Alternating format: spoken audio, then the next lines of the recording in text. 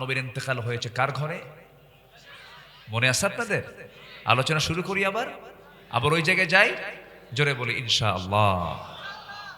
আমি মদিনায় ছিলাম, রাতের একদিন ভোর রাত্রে, মানে রাত ৩-৪ দিকে আমার এক ভক্ত, তো উনি আমাকে বললেন, ভাই চলেন আমরা একটু উহুদ দেখে আসি। রাত্রে নীরব রাত, উহুদের পাশে দিয়ে যাচ্ছিলাম। আল্লাহি আমার কেমন যেন মনে হচ্ছে উহুদে শুয়ে থাকা ৭০ জন সাহাবীর সেই মাকবারা থেকে একটা সুন্দর সুগন্ধ আমার নাকে এসে ধাক্কা খাচ্ছে। ইসলাম কি এমনি এমনি আসছে? না, এমনি এমনি আসেনি। এই ৭০ জন তাজা প্রাণ আমার নবীজি মাঝে মাঝে মদিনার মসজিদ থেকে বদর উহুদে আসতেন। হেঁটে হেঁটে এসে আমার নবীজি উহুদের সামনে দাঁড়াতেন আর বলতেন, সাহাবীরা আমার চাচা আমির হামজা এই জায়গায় শুয়ে আছে, আল্লাহ তুমি আমার চাচার কবরটাকে জান্নাতের টুকরা বানায় দাও। আর আমার রাসূল বলতেন, জানো সাহাবীরা, এই যে উহুদ পাহাড় 10 মাইল লম্বা দেখছে, উহুদ পাহাড় আমাকে খুব ভালোবাসে, আমি উহুদ পাহাড়কে খুব ভালোবাসি। এরকম করে দোয়া করতেন, কথা বলতেন। সম্মানিত ভাইয়েরা, নবীজির দাঁত ভেঙে গেছে। যে নবীজি রাস্তায় হাঁটলে আল্লাহ তাআলা তার সম্মানে আকাশে সূর্যের নিচে একখণ্ড মেঘ দিয়ে রাখতেন, যেন নবীজির সূর্যের তাপ যেন নবীজির গায়ে না লাগে। নবীজি ঘেমে যেতেন, সাহাবীরা কৌটা দিয়ে তার ঘামটা কৌটার মধ্যে রাখতেন, সুগন্ধি ছড়াতো। কি দামি নবী!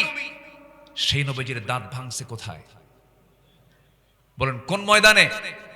উহুদের ময়দানে। এমনি এমনি দাঁত ভাঙছে না, খন্দক দিতে হয়। বিশ্বনবীর যদি কোমর হারাতে হয় দিন কায়েমের জন্য, সেই সুন্নাহ পালনের দরকার তার উম্মতের আছে না নাই? খালি মিষ্টি খাবেন, খালি মিষ্টি খায় সুন্নাত আদায় করলে হবে না। দাঁত ভাঙা সুন্নাত, কোমর ভাঙা সুন্নাত আদায় করতে হবে মুসলমান। আমার নবীজি 4 দিন না খাওয়া খন্দকের পরীক্ষা খনন করতে গিয়ে বিশাল বাংকার করেছেন। যাবেন মদিনায় সবাই, জোরে বলি ইনশাআল্লাহ। যেতে ধনী গরিব লাগে না, নিয়ত করবেন, আল্লাহ কবুল করে নেবেন। কঠিন কিছু না, মাত্র 5 ঘন্টা সময় লাগে। যাবেন। বিমান কে দিয়েছেন? কে দিয়েছেন বলেন? আল্লাহ দিয়েছেন। বান্দা আবিষ্কার করেছে, কিন্তু দিয়েছেন কে? আল্লাহ। চলে যাবেন। হয়তো ভাবতেছেন আমি যাবো কেমনে, টাকা পয়সা তো নাই। নিয়ত করবেন, চলে যাবেন। বলে দিলাম। এক রিকশাওয়ালা দেখে 2017 সালে আমার সামনে দাঁড়ায়া আমাকে দেখে দৌড় মেরে এসে আমাকে জড়ায় ধরে বলে, হুজুর আমি আপনার খুব ভক্ত, আমি রিকশা চালাই। বললাম, আপনি আসলেন কি? আপনি বহু টাকা লাগছে তো। হুজুর এই টাকা 15 বছরে জমাইছে, দিন 30 টাকা 40 টাকা কইরা। সুবহানাল্লাহ বলবেন না? নিয়ত করলে কবুল করবেন কে? খন্দকের প্রান্তর। কষ্ট পাচ্ছেন মনে হয় আপনারা। খন্দকে আমার নবীজি 4 দিন না খাওয়া, নাই পেটে খাবার। এক সাহাবী তার ছেলেকে বললেন, কিছু নিয়ে আসো। তো অঞ্জলি ভরে, এই ছোট্ট একটা অঞ্জলি ভরে কিছু খেজুর নিয়ে আসতেছে। রাসূল বলেন, এই ছোট্ট ছেলে কোথায় যাও? আব্বা না খাওয়া তো, আব্বার জন্য নিয়ে আসতে, এদিকে নিয়ে আসো। আমার নবীজি খেজুরগুলো হাতের মধ্যে নিলেন, এরপরে নিজের গায়ের চাদরটা বিছায়া দিলেন, চাদরে খেজুরগুলো রাখলেন, বিসমিল্লাহ বলে ফু দিলেন। এত খেজুর হয়ে গেল, উপচে পড়তে থাকলো, সেই চাদরের উপর দিয়ে গড়ে গড়ে পড়তে লাগলো। আমার নবীজি সহ উপস্থিত যত সাহাবী ছিলেন সব তৃপ্তি ভরে খেয়ে নিলেন। যেরকম সুবহানাল্লাহ। আমার নবীজির মুজিজা ছিল, আল্লাহ পাক তার হাতের মধ্যে বরকত দিয়ে দিয়েছেন। বিশাল বরকতে ধন্য আমার রাসূল ছিলেন। আল্লাহ পাক তাকে মুজিজা দান করেছিলেন। আমার নবীজি না খাওয়া, সাহাবায়ে কেরাম না খাওয়া। অনেক সময় এমন হয়ে গেছে, সামান্য একটা ছাগল দিয়ে 1400 সাহাবীর খাবার পরিপূর্ণ হয়ে গেছে। শুধু আমার নবীর দোয়ার ফসল। যেরকম সুবহানাল্লাহ। কষ্টের পরে সুখ দেন কে? আসতে বলবেন, কষ্টের পরে সুখ দেন কে? আমার নবীজি ইন্তেকাল করেছেন কার ঘরে? কার ঘরে বলেন? মায়েশার ঘরে। আমার নবীজি বলছেন, আয়েশা রে, আমি তো দুনিয়া থেকে বিদায় নিয়ে নেব, রাসূল দুনিয়া থেকে বিদায় নিলেন। তারপরে তার বাবা আবু বকর সিদ্দিক রাদিয়াল্লাহু আনহু দুনিয়া থেকে বিদায় নিলেন।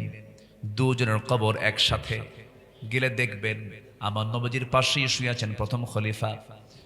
ওই সময় আম্মা জান আয়েশার ঘরে মাত্র দুজনের কবর হয়ে গেছে। আমার নবীর ঘরটাই ছিল কবর। আমার নবীর ইন্তেকাল হওয়ার 2 বছরের মাথায় প্রথম খলিফা আবু বকর সিদ্দিক রাদিয়াল্লাহু আনহু দুনিয়া থেকে বিদায় নিলেন।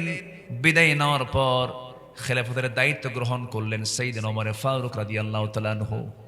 খেলাফতের দায়িত্ব গ্রহণের পর থেকে তিনি প্রায় বলতেন, আল্লাহ, রাসূল যেহেতু এই শহরে ইন্তেকাল করেছেন, তোমার কাছে ফরিয়াদ হলো, আল্লাহুম্মা রযুকনি শাহাদাতান ফি সাবিলিক ওয়াজআল মাউতি ফি বালাদি রাসূলিক। হে আল্লাহ, তুমি আমাকে শহীদের মৃত্যু দান করবে এবং নবীর শহরে আমার মৃত্যু দিয়ে দিবা। দোয়াটা কত কঠিন ছিল। মদিনায় তো আর যুদ্ধ লাগার সম্ভাবনা নাই, কিন্তু এই দোয়াটা তিনি প্রায় করতেন। কিন্তু আল্লাহর কি মেহেরবানি, ওমর ফারুকের এই দোয়াটা আল্লাহ রাব্বুল আলামিন কবুল করে নিয়েছেন। দুনিয়া থেকে বিদায় নিলেন। কেমন করে? নামাজে দাঁড়িয়েছিলেন, এক আততায়ী এসে, এক মুনাফিক এসে পিছন দিক থেকে ছুরিকাঘাত করলো তার পিঠ বরাবর। রক্তাক্ত হয়ে গেলেন। জমিনে লুটিয়ে পড়লেন। জমিনে লুটিয়ে পড়ার পর রক্তাক্ত অবস্থায় তিনি পড়ে আছেন। যে কোনো মুহূর্তে তিনি দুনিয়া থেকে বিদায় নেবেন। ছেলে আব্দুল্লাহকে ডাক দিয়ে বলছেন, আব্দুল্লাহ রে, আমার রাসূল তো মদিনায় শুয়ে আছেন, আমি তাহত হয়ে গেলাম, রক্তাক্ত হয়ে আছি, যে কোনো মুহূর্তে আমি দুনিয়া থেকে বিদায় নিয়ে নেব। ও আমার কলিজার টুকরা সন্তান, কিন্তু আমার কবরটা কোথায় হবে জানি না। বাকিতে শুয়ে আছে আমার বহু প্রিয় সাহাবীরা, প্রিয় ভাইরা আমার জান্নাতুল বাকিতে বাকিল গারকাদে শুয়ে আছে, বাকিগুলো স্থানে শুয়ে আছে। কিন্তু আমার তো মন চায় রে আব্দুল্লাহ, আমার নবীর সঙ্গে শুয়ে থাকবো, কিন্তু জায়গা তো আয়েশার। জায়গা কার ঘর? কার ঘর বলেন? আম্মা জান আয়েশার ঘর। এবারে তিনি বলছেন, আব্দুল্লাহ, আমার পক্ষ থেকে আম্মা জান আয়েশা সিদ্দিকাকে আমার সালাম জানায়া বলবা, ওমরের নগণ্য গোলাম ওমরের বড় শখ নবীর সঙ্গে শুয়ে থাকা, সে যদি দয়া করে জায়গাটা দিত। কিন্তু আম্মা জান আয়েশার বড় শখ ছিল তিনি তার ঘরে নবীর সাথেই তিনি শুয়ে থাকবেন। কিন্তু ওমর ফারুকের পক্ষ থেকে যখন এই প্রস্তাবটা চলে গেল, আম্মা জান আয়েশা সিদ্দিকা চোখের পানি ফেলতেছেন আর কাঁদতেছেন, বলছেন, আহারে, জগৎ ধন্য এমন মানুষ যার ব্যাপারে রাসূল বলেছেন, আমার পরে যদি নবুয়তের দরজা যদি খোলা থাকতো লাকানা ওমর নবী হয়ে যেত। এমন একজন দামি মানুষ যখন আমার কাছে একটা কিছু চাইলো, আমি কেমন করে প্রত্যাখ্যান করি? আমি আমার জায়গাটা আমি ওমরে দান করে দিলাম। মুসলমানদের দিল হতে হবে ছোট না বড়? বড়। নিজের জায়গা তিনি দিয়ে দিলেন। আমার নবীর কবরের পাশেই আবার তাকেও শুয়ে রাখা হলো। মোট হলো কয়জন? মোট কয়জন বলেন? 3 জন। এই ওমর ফারুক রাদিয়াল্লাহু আনহুর কথা বলতে বলতে তার মৃত্যুর কথাটাও চলে আসলো, ঘটনায় বলে ফেললাম। ওমর ফারুক রাদিয়াল্লাহু তাআলা আনহু একজন বড় আমানতদার শাসক ছিলেন। ক্ষমতার মসনদে বসেছেন, যেদিন থেকে বসেছেন মৃত্যুর দিন পর্যন্ত একটা রাতও তিনি তার পিঠটাকে বিছানার সঙ্গে আলিঙ্গন করতে দেন নাই। এশার নামাজ হয়ে যেত, ঘর থেকে বের হয়ে যেতেন। এশার নামাজ হয়ে যেত, জনগণকে দেখার জন্য বের হতেন। খুব সিম্পল লাইফ ক্রিয়েট করতেন, স্বাভাবিকভাবে চলতেন, খুব কষ্ট করে চলতেন, সীমিত বেতন নিতেন, সীমিতভাবে চলতেন, ছেঁড়া কাপড় চোপড় পরতেন। এক একজন সাহাবী এক এক রকম ছিলেন। ওমর ফারুকের কাপড়গুলো ছিল ছেঁড়া ছেঁড়া। একদিন আম্মা জান আয়েশা সিদ্দিকা সহ তার মেয়ে সহ উম্মাহাতুল মুমিনিন সব একসাথে এসে বললেন, আমিরুল মুমিনিন, উন্নত জীবন গ্রহণ করুন, একটু ভালো কাপড় চোপড় পরুন। বাইরে থেকে বহু কূটনীতিকরা আসে, বিভিন্ন ধরনের রাজকীয় মেহমানরা আসে, আপনার সঙ্গে কথোপকথন করে, কথাবার্তা বলতে চায়। নতুন কাপড় চোপড় না পরলে কেমন হয়? ওমর ফারুক বলছেন, হাফসা আমার কলিজার টুকরা মেয়ে, তুমি আমার নবীর স্ত্রী, তুমি নবীর স্ত্রী হয়ে এমনটা করে কেমন করে কথা বলো? এক রাত তাহাজ্জুদ কাজা হয়ে গেছে, বিছানা নরম করে দেওয়ার জন্য রাসূল আফসোস করেছেন। নিজের গায়ের চাদর না পেয়ে তিনি, নিজের বিছানার চাদর না পায় তিনি নিজের জুব্বাটাকে চাদর বানায়া তার উপরে তিনি রাত কাটিয়ে দিয়েছেন। বিশ্বনবী যদি তার এমন জায়গা থেকে সিম্পল লাইফ ক্রিয়েট করে যদি বিশ্বনবী থাকতে পারেন, আমাকে তোমরা ছেঁড়া কাপড় চোপড় পরার কথা বলো। ওমরে ফারুককে পোশাক দেখে কেউ ভয় পায় না, ওমরে ফারুককে ভয় পায় তার তাকওয়া দেখে। জোরকন সুবহানাল্লাহ। একে একে হাঁটতেন, তার আগেও কেউ ছিল না, পরেও কেউ ছিল না। তিনি ভয় পেতেন কাকে? আল্লাহকে। একে একে হাঁটতেন, ছোট্ট একটা লাঠি থাকতো, হাঁটতেন। শয়তান পর্যন্ত তার কাছে আসার সাহস পেত না, এত বড় আল্লাহওয়ালা তিনি ছিলেন। ঘোড়া কিনতে গেছেন একদিন, ঘোড়া কিনতে গিয়ে ঘোড়াওয়ালার কাছ থেকে টাকাটা দিয়া ঘোড়া বুঝে নিলেন, সুস্থ ঘোড়া নিলেন। ওমরে ফারুক তিনি ঘোড়ার পিঠে উঠলেন। কিছু দূরে যেতে না যদি চারটা ঘোড়ার চারটা পায়ে অকেজ হয়ে পড়ে গেছে, আর উঠতে পারে না। রেগে গেলেন, গিয়ে বলছেন, ঘোড়াওয়ালা বড় ঠকবাজি করলাম আমার সাথে। কিছুক্ষণ আগেই আমি তোমাকে টাকা দিয়ে ঘোড়া কিনলাম, ঘোড়া তো অচল ঘোড়া আমাকে দিয়েছো। ঘোড়া বিক্রেতা বলছে, আমিরুল মুমিনিন, আপনি আমাকে যে অভিযোগটা দিচ্ছেন সম্পূর্ণ মিথ্যা, ভিত্তিহীন। আমি আপনাকে সুস্থ ঘোড়া দিয়েছি, আপনার কাছে অসুস্থ হয়ে গেছে। ঘোড়া ফেরত নাও, টাকা দাও। ঘোড়া বিক্রেতা বলে, অসম্ভব ব্যাপার, আমি ঘোড়া ফেরত নেব না। আপনি ঘোড়া নিয়ে যাবেন, আপনার মালিকের ঘোড়া অসুস্থ হয়ে গেছে। একজন শাসকের সামনে সামান্য ঘোড়া বিক্রেতা কেমন করে কথা বলে? ওমরে ফারুক বললেন, না, আমি ঘোড়া নেবই না, টাকা দিয়ে দাও। ঘোড়া বিক্রেতা বলছে, আমার কথাও আমি গ্রহণ করব না, আপনার কথাও আমি গ্রহণ করব না, আমার কথা আপনি গ্রহণ করবেন, অতএব এটার ফায়সালা এখানে কেউ দেবে না, চলুন আদালতে চলে যাই। বিচারালয়ে চলে যায়। কোর্ট দেখালেন খলিফা না জনগণ? বলেন কে কে দেখালো? কে দেখালো? কোর্ট দেখালো কে? খলিফা না জনগণ? জনগণ। বিচার বিভাগ কত স্বাধীন ছিল। ওমরে ফারুক বলেন, তাই তুমি কোর্টে যাবা? হ্যাঁ কোর্টে। চলো কোর্টে যাই। উপায় নাই তো, কোর্টে চলে গেলেন। এই যে বিচারপতি যারা আছে, বিচারপতিরও তো খলিফাকে বলেন ওমরে ফারুক রাদিয়াল্লাহু তাআলা। ওমরে ফারুক রাদিয়াল্লাহু যখন কোর্টের চত্বরে গিয়ে দাঁড়িয়েছেন, দরজায় দাঁড়ানোর সঙ্গে সঙ্গে বিচারপতি যিনি দেখা মাত্র লাফ মেরে দাঁড়ায় গেছে। দাঁড়ায় গিয়ে বলছে, আমিরুল মুমিনিন, আপনি এই জায়গায় কেন? কি সমস্যা আপনার বলুন। বলছেন, সমস্যা তো আমারই। কি সমস্যা? ঘোড়া কিনছি, অকেজ ঘোড়া দিছে। ঘোড়া চারটা পা অচল, টাকা নিছে, ঘোড়া আমারই দিছে অচল ঘোড়া। আমি ঘোড়া নেব না, টাকা ফেরত চাই, টাকাও দেয় না। চিন্তা করে। এবার বিচারপতি বলছেন, কাজী বলছেন, ঠিক আছে আমি এটার ফয়সালা করছি, দুপক্ষ থেকে কথা শুনতে হবে আমিরুল মুমিনিন। ওমরে ফারুক বলছেন, ঠিক আছে বিচার শুরু করে দাও। দুপক্ষের কথা কাজী শুনলেন। সে কাজীর নাম হলো কাজী সুরাই। এই কাজী সুরাই 100 বছর বেঁচে ছিলেন। এই কাজী সুরাই যখন বিচারের চেয়ারে বসলেন, ওমরে ফারুককেও দেখলেন না, ঘোড়াওয়ালাকেও দেখলেন না, দুপক্ষের কথাই শুনলেন। শোনা মাত্র এবার তিনি বলছেন, আমিরুল মুমিনিন, আপনি আমারও আমির, আপনি ওই ঘোড়াওয়ালারও আমির, খলিফাতুল মুসলিমিন, কিন্তু আজকে বিচারের রায়টা জনগণের পক্ষে যাবে, আপনি শাসক, আপনার পক্ষে যাবে না। আল্লাহু আকবার বলবেন না? আপনি ওমরে ফারুক সামনে দাঁড়ায় থেকে আমার সামনে যে কথা বলছেন, আমি যে আপনার সামনে যে সুস্থ অবস্থায় কথা বলতেছি, আমি সুস্থ অবস্থায় বাড়ি ফিরতে পারবো, আপনি সুস্থ অবস্থায় এখান থেকে বাড়ি পর্যন্ত ফিরে যেতে পারবেন, তার কোনো গ্যারান্টি আছে না? কেন গ্যারান্টি নাই। সুস্থতা অসুস্থতা যে কোনো প্রাণীর যে কোনো সময় হতে পারে। ঘোড়া আপনার মালিকানায় চলে গেছে, এরপরে আপনি মালিক হওয়ার পরে ঘোড়াটা অসুস্থ হয়ে পড়েছে, এটার দায় আপনাকে নিতে হবে। অসুস্থ ঘোড়া আপনার, টাকা তার, কোনো ফেরত নাই, কোনো কম বেশি করা যাবে না। ওমরে ফারুক রাদিয়াল্লাহু আনহু মুস্কি হাসি মেরে সেই জায়গা থেকে আস্তে করে চলে গেলেন। পরের দিন মাজলিসে শুরার বৈঠক, মন্ত্রীদের কিনে বৈঠক, বিশেষ বিশেষ ব্যক্তিদের কিনে বৈঠক। সেই বৈঠকে তিনি বললেন, শোনো, গতকালকে একজন শাসক দেখেছি, গতকালকে একজন বিচারক দেখেছি, খুব কড়া বিচারক, আমার বিরুদ্ধে রায় দেওয়ার সাহস নিয়েছে। অতএব আজকের থেকে সিদ্ধান্ত হলো, সেই কাজী সুরাই এই বড় একজন বিচারপতিকে সেই জায়গায় না রেখে আমি জাতীয় বিচারপতির চেয়ার আমি তারে দিয়ে দিলাম। তাহলে খলিফার বিরুদ্ধে রায় গেলে তার প্রমোশন কমে না বাড়ে? আর আমার দেশে কি হয়? আমার দেশে কি হয়? খালি কমে না, দেশ থেকে পালা। জানেন না? জানেন না? আপনারা জানেন না? আমার বন্ধুগণ, তাহলে আমানতদারিতা ঠিক রাখতে হবে। চারিত্রিক গুণাবলী যতগুলো আছে এর মধ্যে 1 নাম্বার শিখলাম হলো সততা। মনে থাকবে সবার, সততা, সত্যবাদিতা। নাম্বার 2 হলো আমানতদারিতা।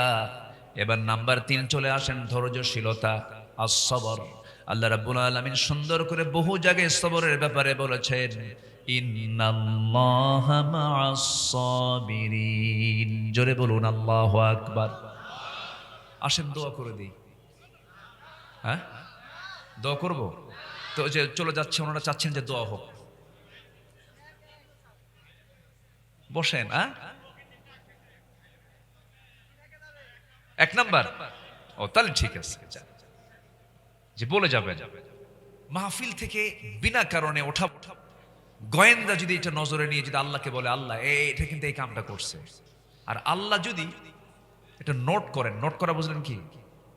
থানায় নোট হয় না, থানায় নোট।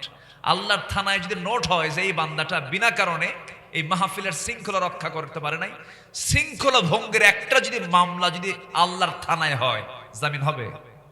তো ওঠেন কেন? বসেন, কেউ যাবেন না। আমি একটু কড়া ভাষায় বললাম, বসেন না। কত সময় কত দিকে চলে যায়। রাত 3টার দিকে বিশ্বকাপ খেলা দেখে, রাত কটার দিকে?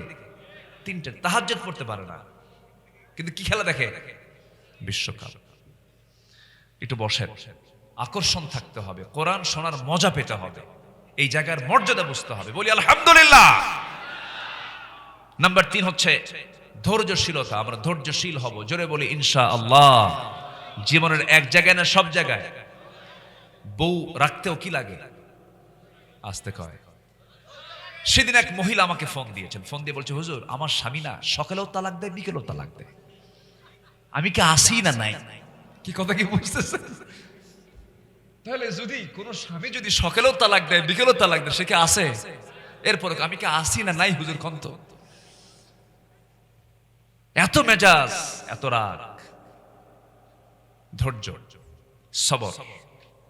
সবর এমন একটা গুণ, ধৈর্য এমন একটা গুণ, ধৈর্য আছে যার সব জায়গায় সফলতা আছে তার। ব্যবসা কি লাগে? নেতা হতে কি লাগে? কর্মী কত গালি দেয়, জনগণ কত গালি দেয়, শোনেই না। এরকম নেতা আছে না? যা ক আমি গন্ডারের চামড়া, আছে কিনা বলেন? উনি নেতৃত্ব দিতে পারবেন। এজন্য ধৈর্য একটা বিশাল গুণ। আমরা ধৈর্যশীল হব, জোরে বলি ইনশাআল্লাহ। নূহ আলাইহিস সালাতু ওয়াস সালাম নাম শুনেছেন? মহাপ্লাবন হয়েছিল, যার সময় কেউ ছিল না, সব শেষ হয়ে গিয়েছিল, কিন্তু একটা বড়ি ঠিক ছিল। কে ছিল ঠিক ছিল? বড়ি। অনেক লম্বা কথা, ওইদিকে যাব না আমি। নূহ আলাইহিস সালাতু ওয়াস সালাম দাওয়াত দিতে গেছেন তার কওমদের মাঝে, মাইরা রক্তাক্ত করে জমিনে ফেলে দিয়ে চলে গেছে। এত ত্যাগ স্বীকার তিনি করেছেন। তিনি দাওয়াত দিয়েছেন শুধু দিনে না, দিনে রাতে 24 ঘন্টা। আল্লাহু আকবার বলেন। ইন্নী দাআউতু কওমি লাইলান ওয়া নাহারা। নূহ আলাইহিস সালাতু ওয়াস সালাম তিনি তার কওমদেরকে দিনে রাতে দাওয়াত দিয়েছেন। 900 বছর দাওয়াত দেওয়ার পরে ইসলাম কবুল করছে মাত্র 80 জন। কয়জন? 80 জন। বউ কালেমা পড়ে নাই, ছেলেও কালেমা পড়ে নাই। বলেন তো কি এক জ্বালা! বউ কালেমা পড়ে নাই, ছেলেও কালেমা পড়ে নাই। উনি কি ধৈর্য হারা হয়েছেন? না, ধৈর্য হারা হন। একবার শুধু বলেছিলেন ছেলেটা, এই বাবা আয় না, ওই পাহাড়ের চূড়ায় উঠে লাভ হবে না, তোকে প্লাবন শেষ করে দিবে, গজব শেষ করে, আয় না আমার জায়গায়, আমার কাছে আয়, আমার আল্লাহর কাছে আশ্রয় নে। না আমি যাব না, আমি ওই জায়গায় যাব, আমি তোমাকে মানব না। তখন আল্লাহ পাক বলছেন, ইন্নাহু লাইসা মিন আহলিক। হে আল্লাহর নবী, সে তোমার কেউ না। তুমি ভাবতেছো তোমার সন্তান না, সে তোমার কেউ, আহালি না, সে তোমার আহালি না, কেউ না তোমার। তবে অতএব ঈমান আছে, সম্পর্ক আছে, ঈমান নাই, সম্পর্ক। মন খারাপ করবেন কেন? সন্তান ভালো না, মন খারাপ, নূহের কথা মনে করেন। বউটা ভালো না, মন খারাপ, লূত ইসলামের কথা মনে করেন। মনটা খারাপ, জেলখানায় গেছেন, ইউসুফের কথা মনে করেন। ভাবতেছেন খুব কষ্ট, অভাব, আল্লাহর পয়গম্বর মূসার কথা মনে করেন। 10 বছর মেষ চড়াইছেন। 10 বছর কি চড়াইছেন? মেষ, ছাগল চড়াইছেন। খুব রাগী মানুষ ছিলেন মূসা। আর ছাগল তো খুব শান্ত প্রাণী, বলেন তো শান্ত? একটা অশান্ত প্রাণী, বেকা তেড়া প্রাণী। সেই ছাগল পালনের দায়িত্ব দেওয়া হলো 10 বছর। মুসার রাগ কম না বেশি? মুসার রাগ কম না বেশি? এত রাগ ছিল, আল্লাহ পাক বলছেন আগে ধৈর্য ধরো। আগে কি ধরো? ধৈর্য ধরো, ধৈর্য ছাড়া হবে না। আল্লাহ পাক তাকে বিশাল পরীক্ষার মধ্যে ফেলে দিলেন।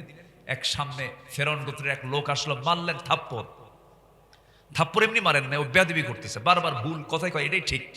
উনি তো রাগী মানুষ, আগের থেকে থাপ্পড় মারার স্বভাব। প্রথম থাপ্পড় খাইছে ফেরাউন। প্রথম থাপ্পড় খাইছিল কে? ফেরাউন। তো ওই কিপ্তিকে মেরে শাসন করলেন, যে শাসন করি ও যেন ঠিক হয়। মারছেন আস্তে করে, শাসনের জন্য থাপ্পড় মারছেন। এক থাপ্পড় মারাও সারা, মরে যাওয়াও সারা। যখন মরে গেছে তখন আল্লাহকে বলছে, আল্লাহ দোষ কিন্তু আমার না, মার্ডার কেসের আসামি আমি না। আমি ওরে মারছি শাসনের জন্য, কিন্তু তুমি মারে ফেলছো, তোমার দোষ। যেরকম সুবহানাল্লাহ। কিন্তু হবে কি, ফেরাউন তো এইদিকে হুলিয়া জারি করেছে, যেখানে পাবে সেখানে ওকে মেরে ফেলো, ধরো।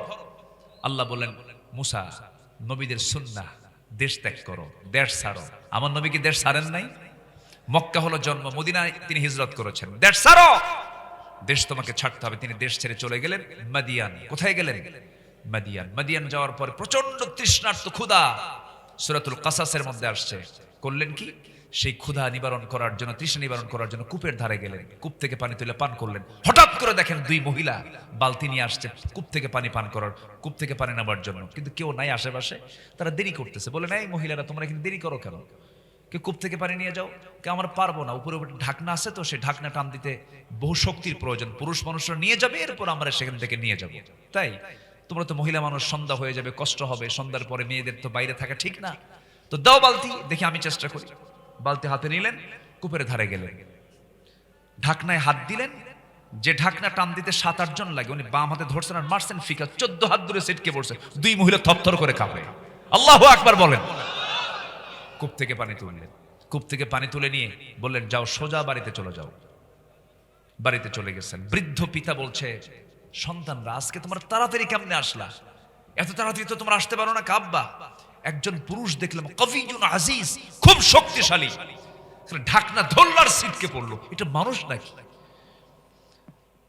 এবার বৃদ্ধ পিতা বলছে, আমার বড় মেয়ে তুমি কালকে যাবে, আমার সালাম জানাবে, সেজন্য আমার সঙ্গে দেখা করে, আমি তার সঙ্গে দেখা করতে চাই। পরের দিন চলে গেছে, গিয়ে বলছে, আবু না শাইখুন কবির, আমার আব্বা খুব বুড়া মানুষ, চলতে পারে না, চামড়াগুলো ঢিল হয়ে গেছে, আপনাকে সালাম জানিয়েছে, আপনি আমাদের বাড়িতে দাওয়াত নেবেন কি? উনি মনে মনে ভাবলেন, এত দূর দেশে আসছি, চিনি না, তাও তো আমি তো দেশ থেকে চলে আসছে হিজরত করে, এখানে পরিচয় হলে তো ভালোই হয়, চলো যাই। কিন্তু যাবো কেমন, আমি তো বাড়ি চিনি না। কাপ্পের কোনো টেনশন নাই, আমি সামনে সামনে আগে যাব, আপনি আমার পিছে পিছে ফলো করবেন। মুসা কয়, আমার নজর কি খারাপ? তুই আমার সামনে থাকবি, আমি পিছে থাকবো, আমার চোখ যদি হঠাৎ করে তোর দিকে পড়ে, আমার গুনাহ হয়ে যাবে। পুরুষ মানুষ পিছনে থাকে না, পুরুষ মানুষ সামনে থেকে, আমি সামনে যাব, তুই পিছে পিছে আসবি। জোরে কোন সুবহানাল্লাহ। 16 বছরের জাতি ছিল নারীর পিছে না পুরুষের পিছে? আলহামদুলিল্লাহ। হ্যাঁ, নবীরা শিক্ষা দিয়েছেন কি বলেন? নেতৃত্বের জন্য নামাজ পড়াবে পুরুষ না মহিলা? বলেন, নামাজ পড়াবে পুরুষ না মহিলা? পৃথিবীর সমস্ত নবী ছিলেন পুরুষ না মহিলা? আর কি নেবেন? আর কি দলিল নেবেন আপনি বলেন? একটা নবী যদি মহিলা আসতো তাও তো একটা কথা ছিল, এক নবীও কি মহিলা ছিলেন? এর মানে মেয়েদেরকে দাম কম দেওয়া হয়নি, তারা নবী না, কিন্তু নবীদের মা তারা। বলি আলহামদুলিল্লাহ, জোরে বলি আলহামদুলিল্লাহ। মায়ের দাম নাই? আছে। মাদের জায়গায় মারা থাকবেন, পুরুষের জায়গায় পুরুষরা থাকবেন, মেয়ের জায়গায় মহিলার জায়গায় মহিলা থাকবেন। যখনই উল্টা পাল্টা করবেন পজিশন শেষ, উল্টা পাল্টা হয়ে যাবে। মুসা আলাইহিস সালাম বললেন, আমি সামনে যাব, তুমি পিছন পিছনে আসবা, শুধু 2টা কথা বলবা, বেশি কথা বলা যাবে না, কিন্তু নিক্কন শুরু কোনো পেশাল পুশাল নাই, কোনো গালগপ্প নাই। আমি শুধু সামনে যাব, তুমি পিছে পিছে আসবা। যদি ভুল করে বাম দিকে যাই, যেতে হবে ডানে, খালি বলবা ডান বাম, ডান বাম। এর চাইতে 1 ইঞ্চি কোনো কথা বেশি বলা যাবে না। মহিলা মনে মনে কয়, চরিত্র তো ভালোই দেখি। জোরে কোন সুবহানাল্লাহ। গতকালকে দেখলাম শক্তিও ভালো, আজকে দেখি চরিত্র ভালো। যারা সৎ নারী, সতী নারী যারা, তারা সেই পুরুষকে পছন্দ করে যারা শক্তিশালী এবং সৎ চরিত্রবান, ঠিক কিনা? তাহলে আমার মাদের পছন্দ করার জন্য আমি 2টো গুণ শিখিয়ে দিলাম, যে পুরুষের মধ্যে শক্তি বেশি পাবেন আর চরিত্র পাবেন, এটাকেই চয়েস করবেন। ওই লম্বা লম্বা বানরের মতো চুল যাদের আছে না, এরকম আছে না, আছে না, আছে না, আছে না, ঘোড়ার মতো চুল যাদের, হ্যাঁ আছে কিনা, আছে কিনা? কিছু কিছু পুরুষের পোশাক দেখছেন হাঁটু ফাটা, হাঁটু ফাটা প্যান্ট দেখছেন না, হাঁটু ফাটা, মনে হয় ইঁদুর কেটে রাখছে, পাকড়া পাকড়ি কাটা, এই সমস্ত পোশাক পরে। আর মেয়েরা কয় এটাই তো আধুনিক মডার্ন, আছে না নাই বলেন তো? শক্তিশালী এবং চরিত্রবান মূসা আলাইহিস সালাতু ওয়াস সালাম সামনে চলতে চলতে বাড়ি পেয়ে গেলেন। বাড়ি পাওয়ার পরে বুড়ো লোকটার সঙ্গে দেখা হয়ে গেল, সালাম বিনিময় হলো। সালামের উত্তর দেওয়া শেষ করা মাত্রই বুড়ো লোকটার মুখ থেকে বের হলো, হে যুবক, তোমার নাম তো মূসা। মনে তো আতঙ্কিত হলেন, আরে এই ফেরাউনের লোক নাকি? বিশাল টেনশনে পড়ে গেলেন। এবার বলছেন, আপনি আমাকে কেমন করে চিনলেন? এত দূর আমি চলে আসলাম, আমাকে তো চেনার কথা নয়। এবার বৃদ্ধ লোকটা বলছে, মূসা, শুধু তোমার নামটাই জানি না, তোমার কামও জানি কি? থাপ্পড় মারছো, মরে গেছে। থাপ্পড় মারছো, মরে গেছে। আরো জড়সড় হয়ে গেলেন। এবার বলছেন, মূসা, চিন্তা নাই, জায়গা মতো নিরাপত্তার জায়গায় তুমি এসে পৌঁছে গেছো, কোনো টেনশন করো না। আমার সামনে দাঁড়িয়ে যে কথা বলছো, আমি কিন্তু সাধারণ বুড়োদের কাতারের বুড়ো নই। আল্লাহ পাক যাকে মাদিয়ানবাসীর জন্য আল্লাহর পয়গম্বর করে পাঠিয়েছেন, আমি হলাম আল্লাহর পয়গম্বর। শুআয়ব আলাইহিস সালাতু ওয়াস সালাম, ওয়া ইলা মাদিয়ানা আখাহুম শুআয়বা, আমি হলাম আল্লাহর নবী শুআয়ব। কোনো চিন্তা নাই তোমার। গতকালকে এবং আজকে আমার মেয়েকে দেখেছো, দুইটা মেয়ের যে কোনো একটা মেয়েকে আমি তোমাকে বিয়ে দেব, তুমি কি বিয়ে করবা নাকি? এখনই। কি কয়? এখনই। এবার বৃদ্ধ লোকটা বলছেন, আল্লাহর পয়গম্বর শুআয়ব বলছেন, শোনো মূসা, আমার দুই মেয়ের যে কোনো একটা মেয়েকে তোমার সঙ্গে বিয়ে দেব, তুমি তাতেও রাজি আছো, কিন্তু এখন তো বিয়ে দেওয়া যাবে না, কারণ তোমার রেকর্ড ভালো না, থাপ্পড় মারলে মানুষ মরে। মেয়েকে দেবো কেমনে? ধৈর্যের দরকার। কি দরকার বলেন? ধৈর্যের দরকার। ধৈর্য ধরবে, পুরস্কার পেয়ে যাবে। জোরে বলেন সুবহানাল্লাহ। মোট কতগুলো গুণের কথা বলেছি আমি বলেন? 15টা। তার মধ্যে চলতেছে কয় নাম্বার বলেন? 3 নাম্বার ধৈর্য। 3 নাম্বার কি? ধৈর্য। মূসা আলাইহিস সালাতু ওয়াস সালাম এবার বললেন, তাহলে কি করতে হবে? আপনার মেয়েকে তো বিয়ে করতেই হবে আমার, যেহেতু আপনি নবী। কি নবীদের আকর্ষণ আছে না নাই বলেন তো? আচ্ছা, এত সম্ভ্রান্ত একটা পরিবারে তিনি আকর্ষণ পেয়ে গেলেন না, অবশ্যই তার সান্নিধ্য পাওয়া দরকার, তার সহচর্য পাওয়া দরকার। এবার শুআয়ব আলাইহিস সালাতু ওয়াস সালাম বলছেন, শোনো, তোমার রাগটা কমানোর জন্য আমি তোমাকে কিছু দায়িত্ব দেব। সেই দায়িত্ব হলো, আমার বাড়িতে কিছু ছাগল আছে, সেই ছাগলগুলো তোমাকে 8 বছর চড়াতে হবে। পারবা নাকি? হ্যাঁ পারবো। 8 বছর করলে অনার্স কোর্স, আর 10 বছর পূর্ণ করলে মাস্টার্স কোর্স হয়ে যাবে। নবীদের মাস্টার্স কোর্স হয়েছে কি পাইলা? বলেন কি পাইলা? বলেন কি পেলে? ছাগল পেলে। আর আজকে মাস্টার্স পাস করে খুন করে, খুন খুন খুন, ঠিক কিনা? কোরআন থেকে সবক নাও, ধৈর্যের শিক্ষা পেয়ে যাবা। বলি আল্লাহু আকবার।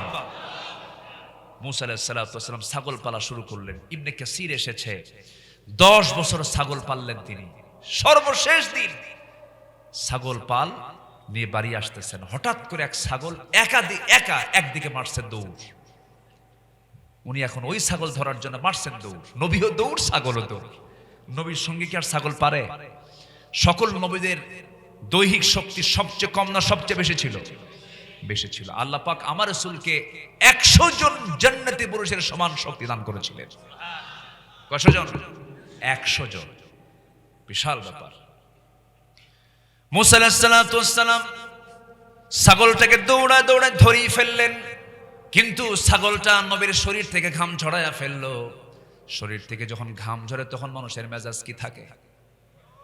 একটু গরম থাকে। এমনিতে গরম মানুষ, ওই দিকে দৌড়া দৌড়া ছাগল ধরতে না পেরে শেষ পর্যন্ত ধরিয়ে ফেলেছেন। রাগ উঠছে 100 ডিগ্রি। দুই হাত দিয়ে দুই পা ছাগলের শক্ত করে দুই হাতে নিয়ে শূন্যের উপরে খাড়া করেছেন। এক আছাড়েই তোরে মেরে ফেলবো। লক্ষ্য করে দেখেন ছাগলটার দুই চোখে ভয়। শরীরের লোমকূপ থেকে ঘামগুলো টপ টপ করে পড়ছে। ছাগলটার গোটা দেহ ভাইব্রেশন হচ্ছে, কাঁপতেছে। সঙ্গে সঙ্গে ভাবলেন, ছাগল তোরে মাইরা কি লাভ? তুই তো ছাগলই, তোরে মাইরা লাভ আছে? দয়া হলো, মায়া হলো। দুই হাত থেকে দুই পা ছেড়ে দিয়া ছাগলটাকে কোলের মধ্যে নিয়ে তিনি আদর করলেন। প্রাণীর প্রতি রহম দিল হলেন, মোহাব্বত করলেন, ভালোবাসলেন, ধৈর্য চলে আসলো। আল্লাহ বলছেন, মুসা আমি তোমারে নবুয়াত দিয়ে দিলাম। জোরে বলেন সুবহানাল্লাহ। কি ধৈর্যের দরকার আছে? আসতে বলবেন না, আছে। আরো আছে কয়টা পয়েন্ট বলেন? নুরু ওয়াজ কি শেষ না শুরু? জিকির করি লা ইলাহা, আরো জোরে লা ইলাহা,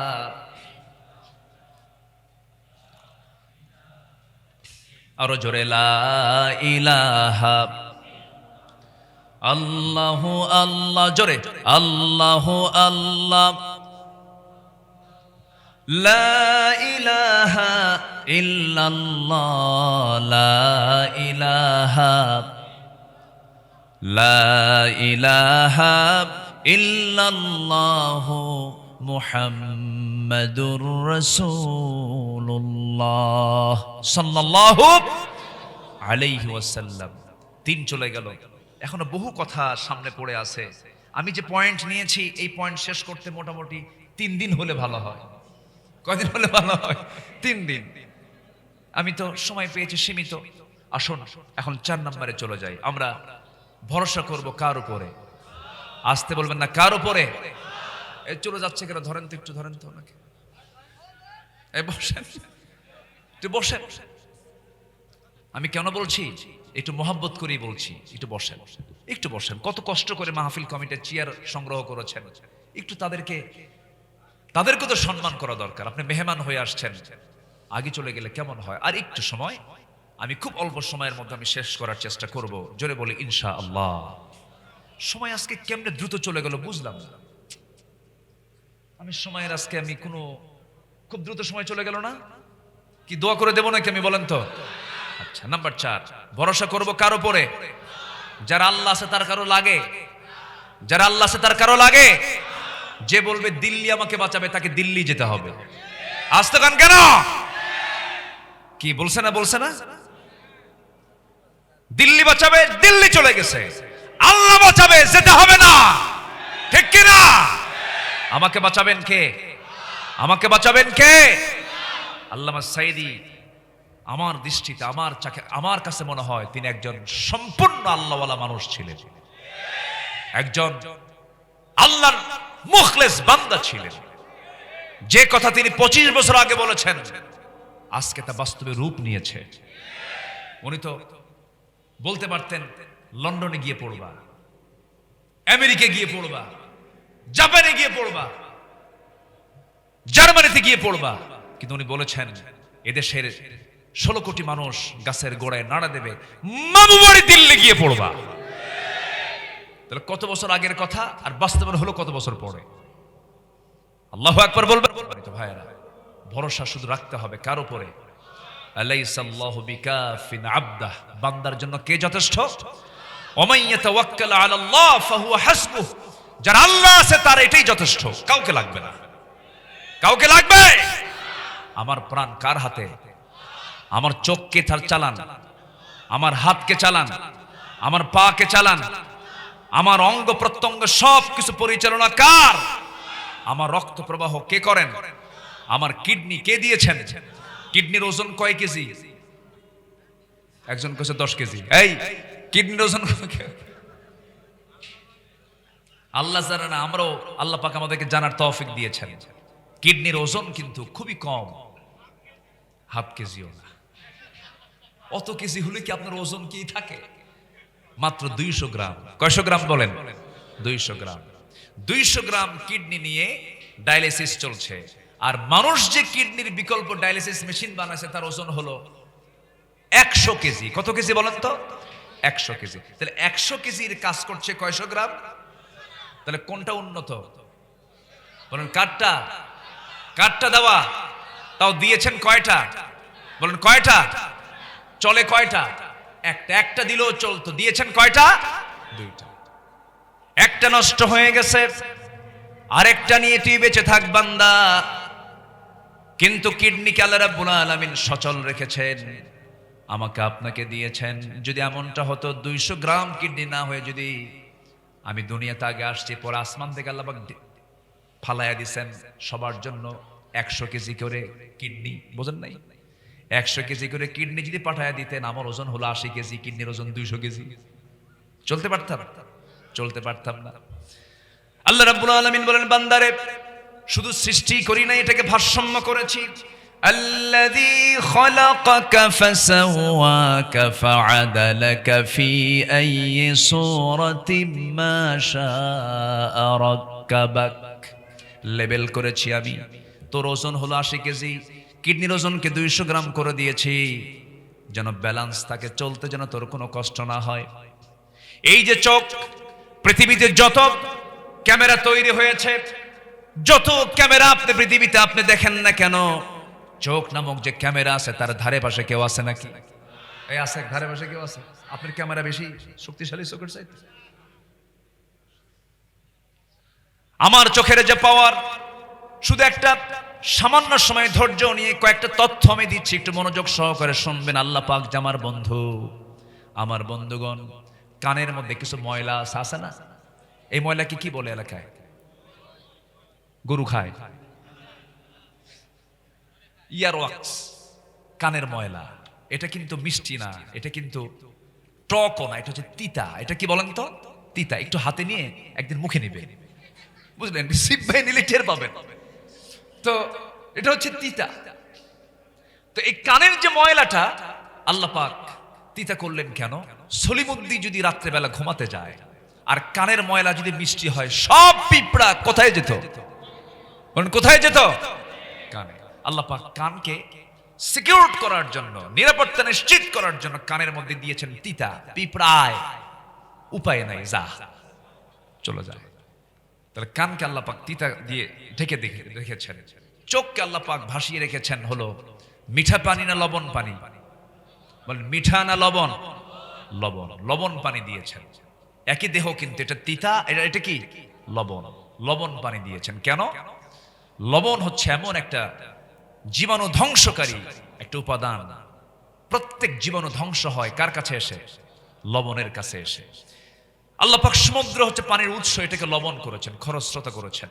লবণ করেছেন কেন? সব মানে জীবাণুগুলো সব ওখানে গিয়ে জমা হবে আর লবণ সব জীবাণু নাশ করে ফেলবে। আবার ওখান থেকে যখন পানি তুলবেন তখন আল্লাহ পাক আবার মিঠা করে ফিল্টারিং করে আবার তুলবেন। যেরকম সুবহানাল্লাহ। এগুলো কার পরিকল্পনা? কার? তাহলে একই দেহ। আমি তো মনে করি কান, নাক আর চোখ, পদ্মা, মেঘনা, যমুনা যত বড়, তার চাইতে বড় বানিয়েছেন মানুষের চোখ, কান, নাককে। যেরকম সুবহানাল্লাহ। কত বিশাল ব্যাপার। যারা ইএনটির যারা ডাক্তার তারা কিছুটা বোঝে। ইএনটি যারা, ইএনটি বিশেষজ্ঞ যারা, তো গলা, কান, নাক, তো এই চোখটাকে আল্লাহ পাক ফিল্টার, লবণ পানিতে ভাসমান রেখেছেন কেন? জন্মের পর থেকে নিয়ে মৃত্যু পর্যন্ত বান্দা যেন চোখটাকে দিয়ে যেন আমার সৃষ্টিগুলো দেখতে পারে, আমার শুকর যেন আদায় করতে পারে। এবং চোখকে আল্লাহ রাব্বুল আলামিন 24 ঘন্টা ঠিক রাখার জন্য স্থায়ী মলমের ব্যবস্থা করেছেন। জোরে বলি সুবহানাল্লাহ। সকালবেলা টের পাওয়া যায়, সকালবেলা চোখের কোনায় কেমন কেমন আকার, কালার কি? বলেন বলেন বলেন বলেন কি? সাদা। এটা হচ্ছে অয়েন্টমেন্ট। আল্লাহ পাক প্রত্যেক দিন চোখটাকে রিফ্রেশ করেন, ঠিক করে দেন। প্রতি মিনিটে মানুষ গড়ে 15 থেকে 20 বার পলক ফেলে। এই পলক শুধু পড়েই না, বরং প্রতিটা বার পড়ার সময় অস্ত্র থেকে লিকুইড ছড়িয়ে দেয় পুরো চোখে। এর ফলে চোখ থাকে আর্দ্র, ধুলাবালি, ক্ষতিকর জীবাণু থেকে মুক্ত। পলক হলো চোখের প্রাকৃতিক ওয়াইফার, যেমন গাড়িতে থাকে ওয়াইফার, যা ঘুমের মধ্যেও চোখের সুরক্ষা নিশ্চিত করে। প্রতিদিন আমাদের চোখে গড়ে 1 মিলিলিটার অশ্রু তৈরি হয়, যা স্বচ্ছ অথচ অত্যন্ত কার্যকর এক তরল পদার্থ। এই অশ্রুর মধ্যে থাকে লাইসোজাইম নামের এক প্রাকৃতিক অ্যান্টিবায়োটিক, যা চোখকে ব্যাকটেরিয়ার আক্রমণ থেকে রক্ষা করে। যখন মানুষ হৃদয় বেদনায় ভরাক্রান্ত হয়, আত্মা আল্লাহর ভয় ও ভালোবাসায় যখন কাঁপে, তখন সেই অশ্রু গড়িয়ে গড়ে গালের উপর দিয়ে এই অশ্রু আবার চোখের বাইরের অংশে পুষ্টি অক্সিজেন সরবরাহ করে। কারণ কর্নিয়াতে রক্তনালী থাকে না, তাই চোখের জল চোখকে রক্ষা করে শুকিয়ে যাওয়া, ক্ষয়, ব্যাকটেরিয়াল সংক্রমণ থেকে। আল্লাহু আকবার বলেন। তাহলে চোখের পানিরও দরকার আছে না নাই? আছে না নাই? এই যে ক্যামেরা, আমাদের 2 চোখে প্রায় 27 কোটি 40 লক্ষ ফটো রিসেপ্টর নামক নিয়োজিত শ্রমিক আল্লাহর হুকুমে চলছে, তারা কাজ করে যাচ্ছে। যখন আলো আপনার চোখ গিয়ে পড়ছে, যখন ফটো রিসেপ্টরের কাছে চলে যাচ্ছে, তখন ফটো রিসেপ্টর সেটাকে প্রসেসিং করে আপনার অপটিক নার্ভে পৌঁছে দিচ্ছে। সেখান থেকে ইলেকট্রিক ইম্পালেন্সের মাধ্যমে সেটা আমাদের ব্রেইনের অক্সিপিটাল ল্যাবে চলে যাচ্ছে। ফলে আমরা দেখতে পাচ্ছি, এই যে অপটিক নার্ভের কথা শুনলাম, আমরা শুধুমাত্র এখানেই 7 লক্ষ থেকে 70 লক্ষ তারের মতো ফাইবার রেখেছেন আমার আল্লাহ রাব্বুল আলামিন। যেরকম সুবহানাল্লাহ, অসংখ্য তার দিয়ে এটাকে ডেকোরেট রেখেছেন। তিনি আমার কে? অতএব এই চক্ষু দিয়া সৃষ্টি দেখব কার, আর গুণগান গাইব কার, প্রশংসা করব কার? আল্লাহ পাকের। সম্মানিত ভাইয়েরা, সম্মানিত বন্ধুগণ, শুধু তিনি মানুষকে দেখেন না, তিনি সকল প্রাণীকেও দেখেন। এমন কোন প্রাণী নাই যে প্রাণীর দেখাশোনার দায়িত্ব আল্লাহ পাক অন্য কাউকে দিয়েছেন। মানুষের খাবার বেশি প্রয়োজন হয় না জলভাগের প্রাণীগুলোর খাবার বেশি প্রয়োজন হয় বলেন তো? জলভাগের প্রাণী, এক একটা তিমি মাছ তার বাচ্চাগুলোকে প্রত্যেকদিন 50 থেকে 60 মণ দুধ খাওয়ায়। একটা তিমি তার বাচ্চাকে এই পরিমাণ খাবার যোগান দেয়। সমস্ত খাবারের যোগানের দায়িত্ব কার? আসতে বলবেন না কার? আল্লাহ পাক। সম্মানিত ভাইয়েরা, সম্মানিত বন্ধুগণ, আল্লাহ পাক এই পৃথিবীতে যা কিছু সৃষ্টি করেছেন, সকল সৃষ্টির মূল লক্ষ্য হচ্ছে মানুষ। মানুষ তোমার জন্য আমি সৃষ্টি করেছি, তোমার জন্য সকল সৃষ্টিকে তোমার খাদেম বানিয়েছি, খেদমতগার করে আমি বানিয়েছি। অতএব তোমার দায়িত্ব হচ্ছে আমার জিকির করা। যেখানেই তোমার সুযোগ থাকবে, জিহ্বাকে তুমি সিক্ত রাখবে। কার জিকির দিয়া? আসতে বলবেন না কার জিকির দিয়া? আল্লাহর জিকির দিয়া। দেখেন, আমি 3টা জায়গায় আমি আল্লাহকে বেশি আমার মনে হয়।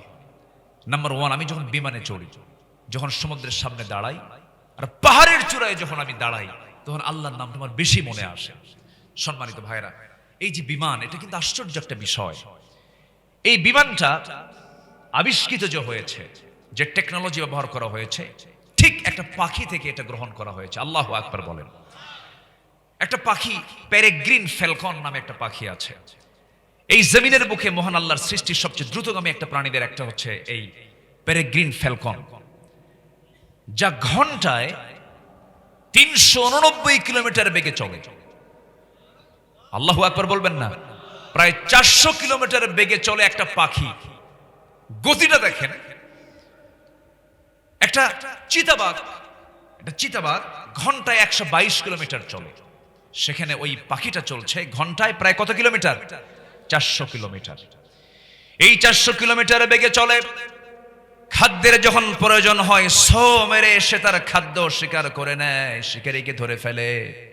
প্রচন্ড উচ্চতায় সর্বোচ্চ গতিতে উড়ে যাওয়ার সময় তাদের নাকের মধ্যে যে গতিতে বাতাস প্রবেশ করে, ফুসফুস ব্লাস্ট হয়ে যাওয়ার কথা, ফুসফুস ফেটে যাওয়ার কথা ছিল। কিন্তু মহান রব্বুল আলামিন নাকের ঠিক ভিতর হাড়ের একটা ট্যাপ এমন ভাবে সংযুক্ত করে দিয়েছেন যে ট্যাপের সাহায্যে তারা বাতাসের তীব্র গতিকে রুখে দেয়। ঠিক একই টেকনোলজি ব্যবহার করা হয়েছে বিমানের ইঞ্জিনের ক্ষেত্রে। বাতাসের তীব্র প্রেসার থেকে বিমানের ইঞ্জিনকে সুরক্ষিত করার জন্য পেরেগ্রিন ফ্যালকনের মতো এই টেকনোলজি ব্যবহার করা হয়ে থাকে। বিজ্ঞানের সমস্ত সাফল্য সৃষ্টিকর্তার প্রতিটি সৃষ্টির মধ্যে অন্তর্নিহিত রয়েছে। একমাত্র যারা একটু ফিকির করনেওয়ালা, যারা একটু গবেষণা করে, যারা চক্ষুষ্মান, তারা একমাত্র সে আল্লাহর পরিচয় সৃষ্টির মাঝেই পেয়ে যায়। যেরকম সুবহানাল্লাহ। সম্মানিত ভাইয়েরা, এজন্য সবার টার্গেট একটাই হবে, আমরা যে যেখানেই থাকি না কেন, আমার জিহ্বা ভেজা থাকবে কার জিকির দিয়া? আসতে বলবেন না কার জিকির দিয়া? নামাজ পড়বো কয় ওয়াক্ত? আসতে বলুন, নামাজ পড়বো কয় ওয়াক্ত? একা না জামাতে? বুঝে না না বুঝে? জেনে না না জেনে? সময় না অসময়ে? ইয়াং কালে না বুড়া কালে? বুড়া কালে পড়ার দরকার নেই, কিন্তু গুরুত্ব বেশি কোন কালে? ইয়াং, যৌবন কালে। বুড়া কালে তো বুড়ি থাকি না। বুড়া তো বাড়িতে সময় কাটে না, যায় মসজিদে। চাচা মসজিদে আসছে, এত কষ্ট করে, বুড়ি নাই, কে দেখে? এই জন্য আল্লাহর কাছে আসছে। এরকম কইরা নামাজ পড়লে হবে না। নামাজ পড়তে হবে কার খুশি করার জন্য? আসতে বলবেন কার খুশি করার জন্য? আল্লাহর খুশি করার জন্য। সবাই কি নামাজ পড়তে রাজি আছেন? নামাজ আগে না ধৈর্য আগে? বলেন, নামাজ আগে না ধৈর্য আগে? ধৈর্য আগে। ইস্তাঈনু বিস-সাবরি ওয়াস-সালাহ। আপনি নামাজ পড়ছেন কিন্তু ধৈর্য নাই, নামাজ হবে? ইমাম সাহেব সূরা একটু লম্বা করছে, যেরকম আমি আজকে দেখেন না আপনাদের কেমনে জোর করে বসায় রাখছে, ধৈর্য ধরে বসে আছেন আপনারা। রাগ করছেন মনে হয় আপনারা নাকি? হুজুর আমি তো আপনি শেষ করেন না, আমরা যাবো কখন, এরকম চিন্তা করতেছেন নাকি আপনারা? আচ্ছা, ইমাম সাহেব নামাজ যদি একটু লম্বা করে, কিছু কিছু মুসল্লির